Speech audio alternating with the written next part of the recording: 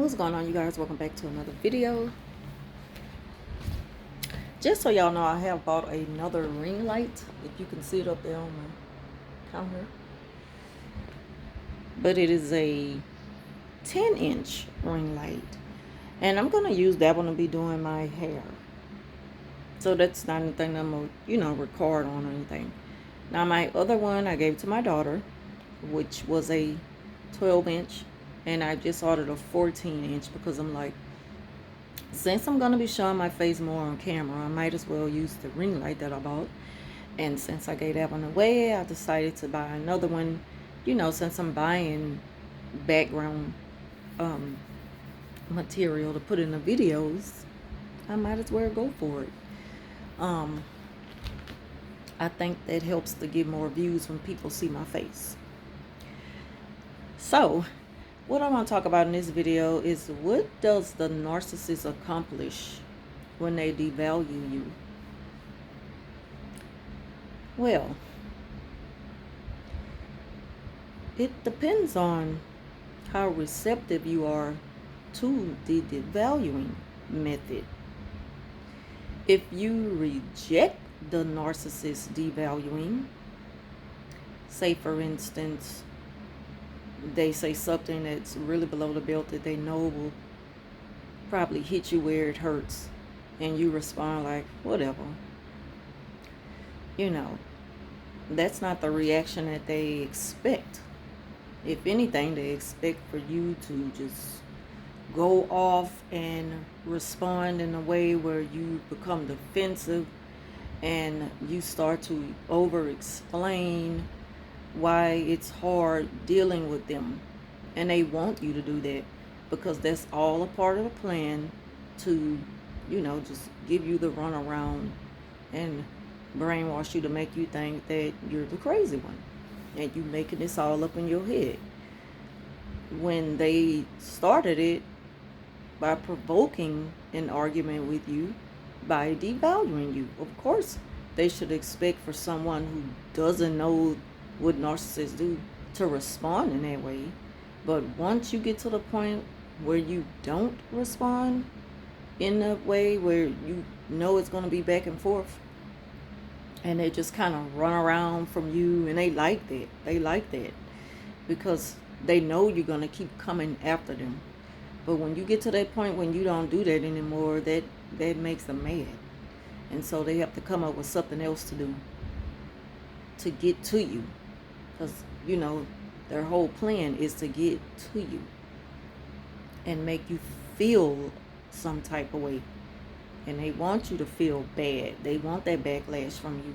They need that angry and that hurt reaction so that they can know that they're getting their point across to you, which is not even like a necessary thing to do because you haven't done nothing wrong to begin with. So it's like everything the narcissists do is pointless. But that's when you come to realize it. Until then, we're going to keep giving them the reaction that they want. So their goal, what they plan to accomplish from devaluing us is to make us feel bad. They need to see the hurt in our eyes. They need to hear the hurt in our voice. When we're giving them, when we're answering to them, they need that. It gives them fuel to keep going. And it comes to the point, like I say, when you're constantly running behind them, comes to the point where they stop and be like, okay, I give up. And that's when they do the love bombing, and it's just the same old. And they already know how we're going to respond because they've done it before in the past, and we still accept it. Again, we don't know what we're going through. We don't even know what's happening. If we knew what was happening, we wouldn't even be in a situation to begin with. So this is a message for anyone who's wondering, like, why do they do that? It's because they want to see us. They want to see us feeling the hurt. They want us to express it. And the reason why is because, now, this is just my perception of it. The narcissist, she's always going back talking about how her mother treated her as a child. And when you really listen to it, you can hear that hurt. And that same method of abuse is what the narcissist end up using on other people. But if you don't really pay attention to things like that, you won't understand from a psychological point of view why the narcissists treat people that way. Because it normally comes from something that happened in their childhood or somewhere within the upbringing that causes them to treat other people like that. Like the old saying, hurt people hurt people. And sometimes that doesn't always come from the upbringing. It doesn't come from parents. It can come from grandparents. It can come from whoever raised that child, or whatever abuse they went through, and they didn't have a good solid support system coming up as a child. Doesn't necessarily mean it comes within the family or it comes from someone in the family. It could have been abuse that comes from, an early upbringing during school. Because let me tell y'all, something that sticks with me the most, and it's how people treated me. And the goodness of a person is what stands out to me the most. And it stays with me, and it'll stay with you for a lifetime. So a lot of us, as far as we can think back to our childhood years in school, I had some of the most wonderful teachers. All of them, really, all of them. They were all different, but they were all great in their own ways. And I learned something from each and every one. And I had teachers, like especially in my art class, that really seen the potential in me. It's just that they couldn't get a lot out of me because of my personality, which I was always known for being quiet. But they seen through my art how I expressed myself, and they really admired that. Not just me, so I don't want to sound vain, but also other people in the classroom. See, I didn't have problems at home, but I was just a quiet person. Just, just want to point that out there. Being quiet doesn't mean that something is going on at home. That's just your personality. And a lot of times I went through a lot of evaluations at school because they were so determined to put me in a category and put you in a box of something is wrong with you or you're not normal because you're not like everyone else. Of course, I went through that, in school, and my mother went along with it because that's just something that we did back then. And this is way in the early 80s. They wanted to put you through resource programs and think there's something wrong with you because you don't like to speak that much. But they seen through your work where your intelligence level is. So anyway, not trying to get too far off subject. But yeah, a lot of that comes from the upbringing. Doesn't necessarily comes from the parents. It just depends on what the narc went through as a child, how this deep, dark, bitter spirit, this evil spirit just lingers inside of them until they become an adult. And they let that just eat away at them until they lose who they are as a person. They lose just their whole human form, and they just turn into something evil, and that is all we see when we are dealing with a narcissist. That's all we ever get from it. That evil spirit, better known as a narcissist, is exactly where it comes from. It stems from something tragic, something toxic that happened, to the person as they were growing up, as a child or as a teenager. But it happened early on. That's my perception. That's what I look at it as. But again, back to that story I was saying. But when I was in school, I will never forget, I was in the 5th grade and had one of the sweetest teachers. And when she made the announcement to the class that she was leaving and moving out of the state, everybody was crying. Like, we were so hurt. I'll never forget that moment. We will never forget things like that. And I was just so hurt by that. All of us was. And so when she left, we got this teacher. And I know y'all again, off the subject again. I know y'all know this book. I don't know if it's a if they made it into a little cartoon or whatever, little animated movie. I think it's called Miss Nelson is Missing. I always think about this teacher. And believe it or not, that's one of my favorite stories. That's like one of my favorite childhood books is Miss Nelson. I think it's Miss Nelson is Missing and Miss Nelson is Back. And she did come back. Well, my teacher's name wasn't Miss Nelson.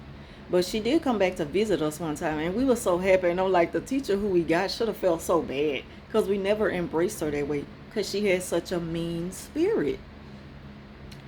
And with me being a person that I was, always quiet, but people accepted me that way. They just knew me for being, oh, that's just Felicia. She always quiet. People accepted me for that and didn't try to change me. But this woman, she just was so angry. Till I was an easy target for her because I would never give her that back and forth. I wasn't that child to go back and forth with her or get smart at the mouth. Even though I felt like if I would have been well within my rights to do so because she deserved it. She deserved all the smart mouthing that she got from the kids in our class back then because she was just evil. So it was this boy that was known for just being, like a troublemaker in class or whatever. We were in the 5th grade and always talking. Him and not just him, a lot of other kids. But he stayed in trouble. And he stayed in trouble with her.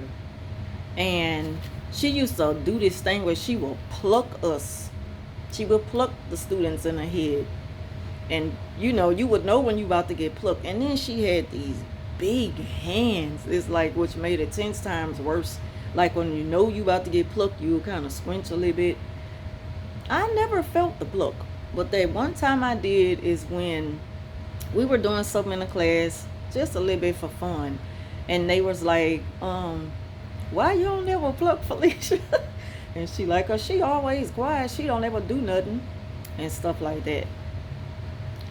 And she said, y'all want me to do it? And then she said, you want me to give you one of them plucks? So it was like whatever with me, but yeah. So, but this boy that kept cutting up in class, one day, like, they used to say that he was taking that medicine back then. I think Adderall or whatever. I don't even know if they called it that back then. But it affected his behavior to me when he didn't get it or probably after he got it. He couldn't keep still. And he was all over the class. And she got on him. And when she got on him about, I don't think writing him up, because I don't think we used to get wrote up in 5th grade. I don't remember. But she threatened him. She walked away from his desk. And I think he said, fuck you, bitch. He did. And everybody, oh, how the whole class was, oh. And she was, what he said? What he said? And then they told her and stuff. And so she was like, okay, so did everybody hear it? So if majority rules, why did she have to hear something from me? Why did she need to hear it from me? Because she was going to rule on what they went with anyway. Because that was just in her spirit. So they was like, yeah, he said it, yeah, he said it. Now, to be honest, I didn't hear him say it, but that's what everybody was saying. Even my cousin back then, when they were still allowing your relatives to be in the same class with you, she was sitting next to me. She said she heard him say it, but I didn't. My mind is never on what's going on around me that much. That's just how I am. I always been very nonchalant, always mind my own business, even as a child. Some things I pay attention to because you couldn't help but pay attention to it. But that was the normal in class with him. But when that happened, that caught my attention because everybody, ooh. So I'm looking over, look at it. And my cousin, like, he told her F-U-B.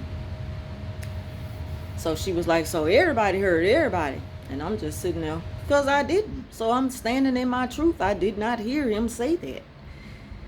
And this is another one of those videos I should have made a story time.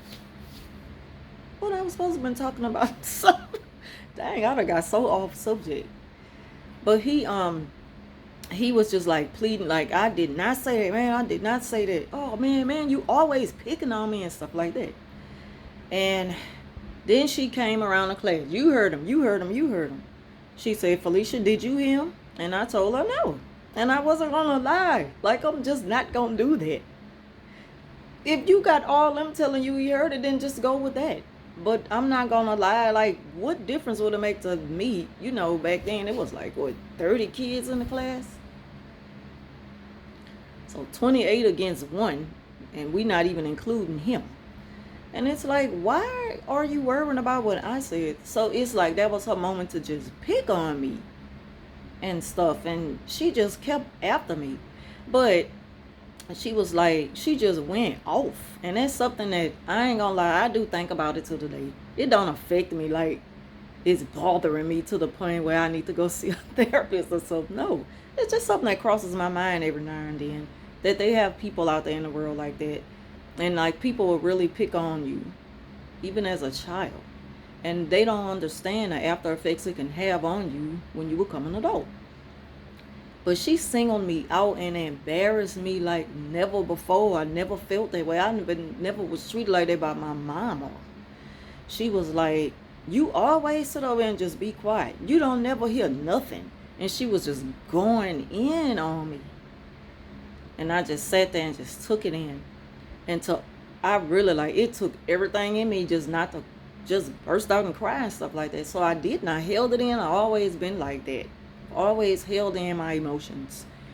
I deal with my emotions on my own time when I felt like it. But anyway, yeah, she just really went in on me because I didn't want to admit to, being a false witness. I hate false witnessing. That's why I got something against smearing. No, I'm not perfect. I've speculated, but I never try to harm anyone. It's all about intentions with me. I never try to harm anyone. Like, what's the point?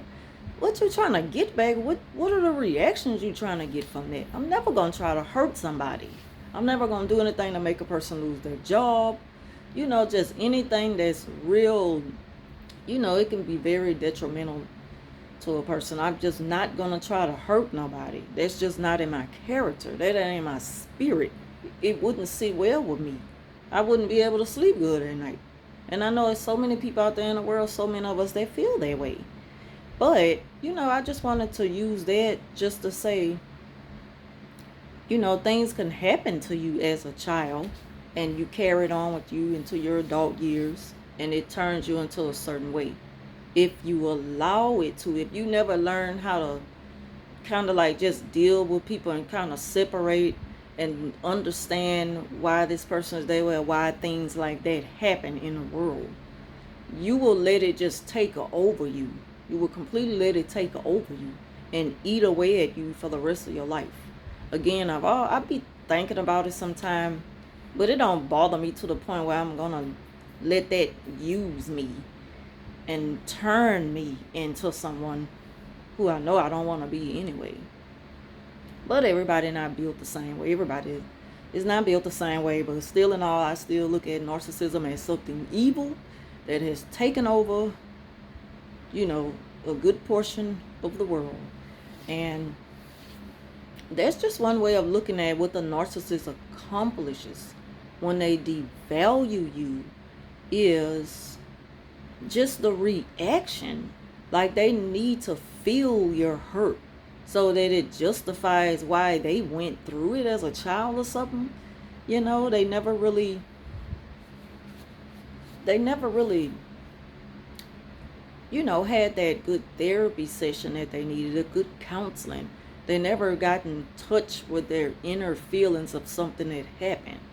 And so they kept it bottled up inside, and it let them, they let it turn them cold and cold-hearted, and to treat other people cruel and just mistreat, folks who definitely don't deserve it. So that's just something that I wanted to speak in, and I did not want this video to be that long, because y'all know I don't like those long videos.